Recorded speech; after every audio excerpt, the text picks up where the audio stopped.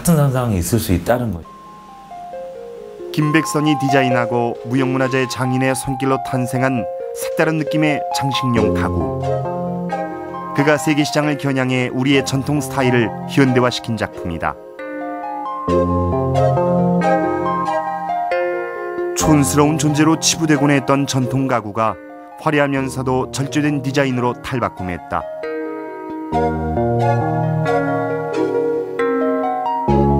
그런데 이런 전통 가구 제작에 IT 기술까지 접목을 시도하고 있다.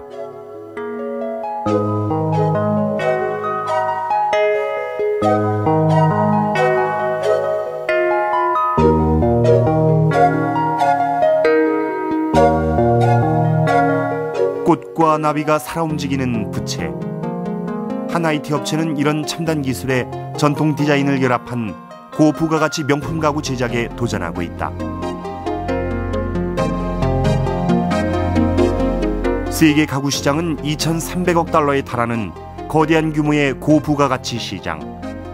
평면 TV 시장보다 2배 이상 큰 규모다. 이 업체는 독창적인 디자인과 기술이 결합된 명품 가구로 세계 시장에 도전한다는 계획이다. 앞으로 2년간 더 일단 개발할 예정이고요.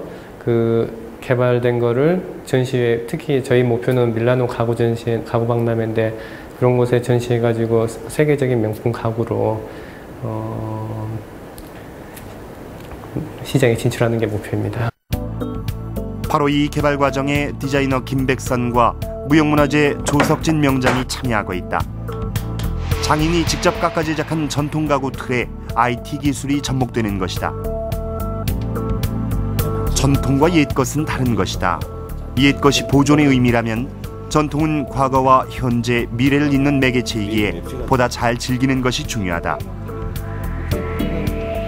전통에 대한 것도 한데 결국은 우리가 어떻게 하면 그 전통이 오늘날 놀게 만들어야 된다는 것이죠. 놀게 됐을 때 그 공감대가 새로운 것과의 어떤 그 전혀 이질적인 게 나타난 게 아니라 그 모태에서 자연스럽게 저희 창조물이 보다 그 좀 굳건하게 좀 나오지 않을까라는 생각이 들거든요. 전통은 끊임없는 진화 속에 새로운 생명력을 얻는다. 한국적인 아름다움은 과연 무엇일까요? 또 한국의 미로 세계인과 소통하고 경쟁하는 방법은 무엇일까요? 우리는 아직 여기에 대한 명쾌한 답을 갖고 있지 않습니다. 그런데 어쩌면 이 해답을 풀어줄 수 있는 실마리를 이곳에 가면 찾아볼 수 있을지도 모르겠습니다. 광주로 가보시죠. 올해로 3번째를 맞는 광주 디자인 비엔날레. 근데 이게 이제 태국에서 이번 비엔날레를 준비한 은병수 총감독은 전시의 주제를 더 클루, 즉 실마리로 잡았다. 한계에 부딪힌 우리 디자인계의 새로운 실마리를 이곳에서 찾아보자는 의미다. 지금은 기술도 최고 수준이고 마케팅도 최고 수준에서 세계에서 1등하는 품목들이 많습니다. 그런데도 불구하고 문화적으로 디자인은 아직도 1등을 한다고 감히 내세울 수가 없어요. 그런 것들은 뭐냐? 우리 고유의 얼굴이었기 때문에, 고유의 오리지널리티가 없기 때문이에요.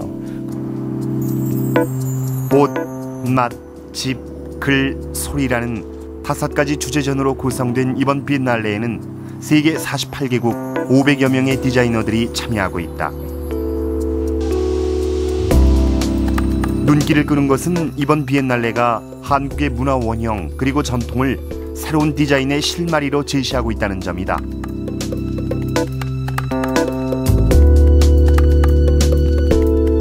특히 한국의 젊은 디자이너들이 한복이나 한글을 변형하는 수준을 뛰어넘어 전통의 진정한 가치에 눈뜰 것을 주문하고 있다.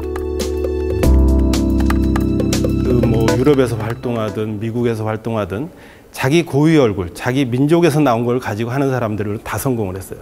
그리고 때로는 서구에서 교육을 받고, 아시아에는 유명한 디자이너들 그런 사람이 많습니다. 교육을 받고 활동하다가 너무나 이게 아니다 싶어서 다시 고향으로 가서 자기네 재료, 자기네 전통, 그걸 가지고 현대 디자인 기술과 접목해서 지금 세계적으로 부각되는 디자이너들 대다수입니다. 매우 흥미로운 실험도 진행됐다. 비엔날레 측은 국내외 디자이너들에게 우리의 담양 소쇠원을 재해석하도록 했다. 세계적인 자동차 디자이너 피터 슈라이어를 비롯한 유명 디자이너들이 소쇠원에서 얻은 영감을 자신만의 독특한 작품으로 완성시켰다.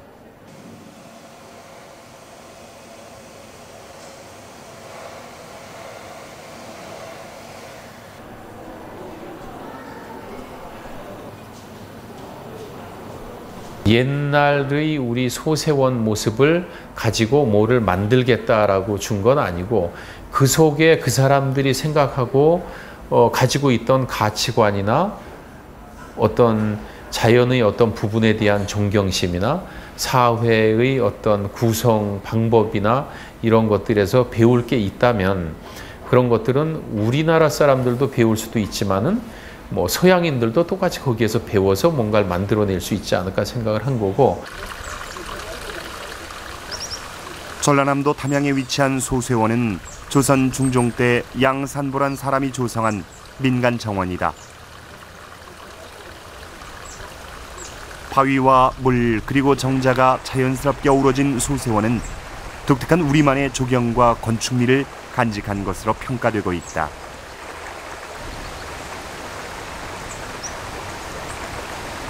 (16세기) 조선 최고의 민간정원 소쇠원.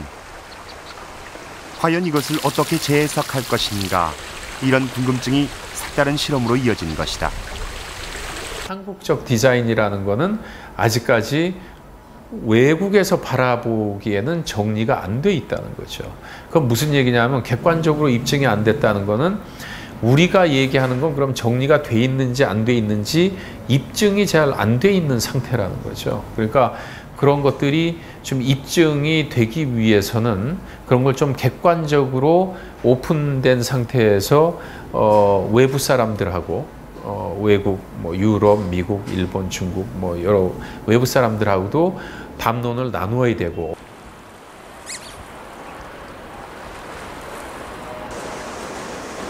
이번 비엔날레에 참가한 뉴욕의 한 디자인 회사를 찾았다.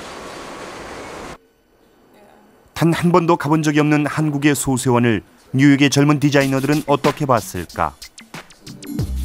외국인의 시각으로 소쇠원을 재해석해달라는 비엔날레 측의 제안은 매우 흥미로운 것이었다. 이들은 어떤 선입견도 없이 소쇠원의 사진과 관련 자료만을 참고해 작품을 구상했다. 자료로 제공받은 소쇠원도 이 오래된 판화에서 눈길을 끈 것이 있었다. 바로 김인후가 소쇠원의 풍광을 보면서 쓴 48구절의 시였다. Because it was a literary garden, the way that, well, like literature and life, like art and life were kind of combined in the garden in a very immediate way, which was something that I'd never encountered before. 스튜디오 스모는 소쇠원을 자연과 문학이 어우러진 휴식의 공간으로 재해석했다.